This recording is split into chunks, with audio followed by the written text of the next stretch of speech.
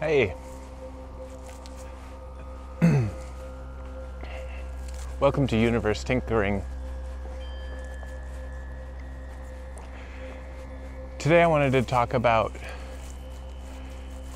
forgiveness in order to fully love. Recently I was doing a meditation and it was by a woman by the name of Louise Hay. And in her meditation, she talks about healing, and she has you do an exercise during the meditation, which I found really interesting and very powerful. The idea that she puts forth in her meditation is that you need to be able to forgive somebody fully in order to love them. And she has you go through a guided exercise to get to that point where you can really be in a loving position with them. During this meditation, I became aware of the idea that you have to fully forgive somebody in order to fully love them. And I found it a very intriguing thought. When I finished the meditation, I found myself in a place of real openness and peace. I'd like to share that with you. So, the beginning of this exercise was to think of someone with which you had some sort of maybe negative feelings around, and I actually focused on my grandfather. My grandfather has been now passed away for about 12 years. So it was very interesting that mentally I just focused on him as a source of someone who I needed to forgive.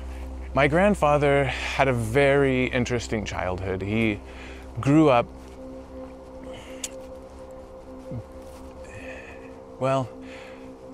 he grew up thinking he was always ill.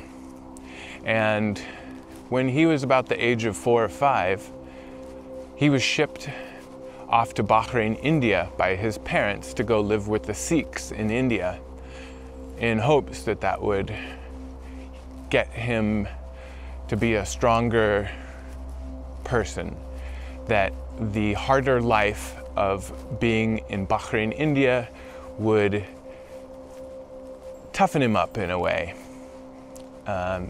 He had rheumatic fever as a child, as well as, just other ailments that were generally unspecific, but still, he carried them throughout his life. And the exercise wanted me to think of him as a young child, right at that tender age of 4 to 5. And that's really when he had a lot of his trials and tribulations, if you will.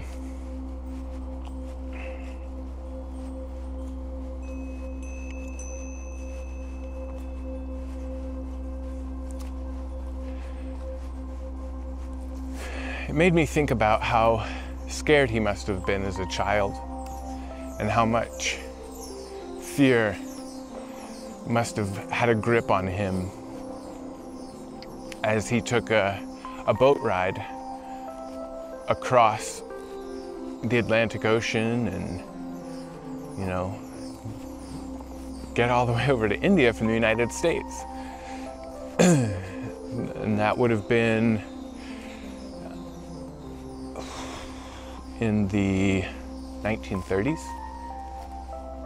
So he might have had a sense of feeling that he might not have been coming back. He might have felt like he wasn't going to ever see his parents again, or his sister. And he probably didn't have much of a support system or anybody to confide in. And that was probably probably a big part of his childhood. As he grew, he developed what I would call a need to be right, or a need to be correct over being happy. And because of that, he developed a behavior by which it didn't matter how long you knew something. Let's say you are a professional electrician.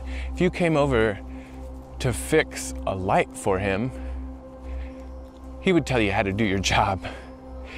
He knew more about anything than anyone I ever knew. And as a child, I actually respected him for his knowledge, and I found it very interesting that he knew so much, and something that I embodied as well. I label myself as an input, as somebody who likes learning and understanding things, getting to the root of different things, and I think a lot of that was inspired by this confidence that my grandfather displayed when he talked to anybody. It didn't matter who they were. I hope you guys can hear that bird call. I didn't know what kind of bird that was when we first moved here, but I found out recently that's the sound that hummingbirds make. Kind of a zippy, chirpy sound. They hang out here for a while before they head down to more southern latitudes, but during the summertime and during the autumn, they're here. The other thing that followed my grandfather is that he was perpetually ill his entire life. About 15 years before he passed on,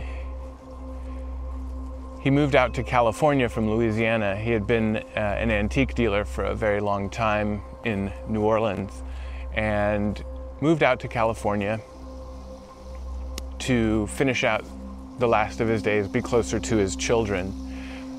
My mom, my uncles, they live out in California. So he and my grandmother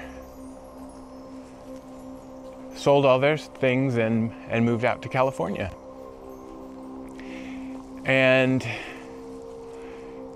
he lived for another 15 years, telling his family every day how ill he was and how he was dying, and using it to control them, using it to control their emotions, using it to control their decision-making process.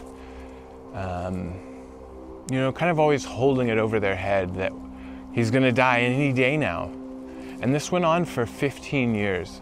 So you can imagine what kind of a toll it took on the family. It was a very tough thing for my mom and her brothers and her sister. I know it was.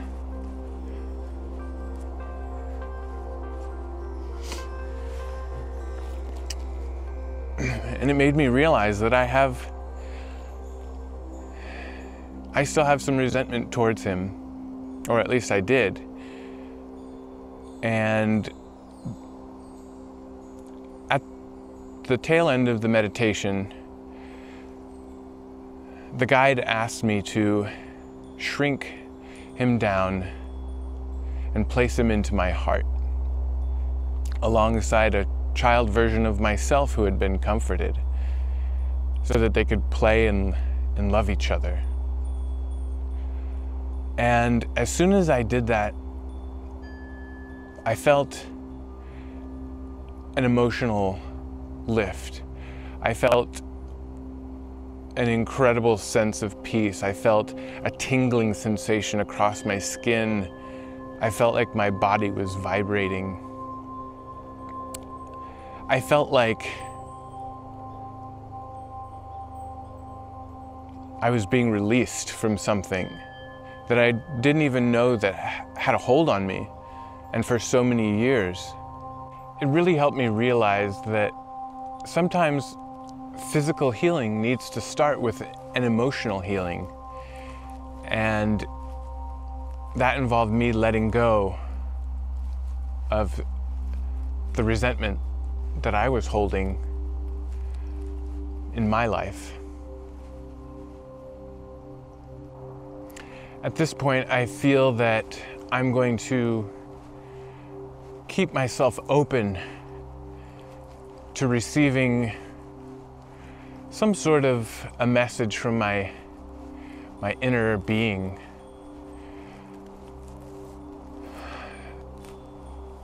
And when I start seeing evidence of that, I'm really going to get excited. I am excited for just the amazing beginning from which it starts. And I'm actually looking forward to finding other things in my life that maybe are holding me back from my potential, and really investigating those things and see if I can get to the root of those things.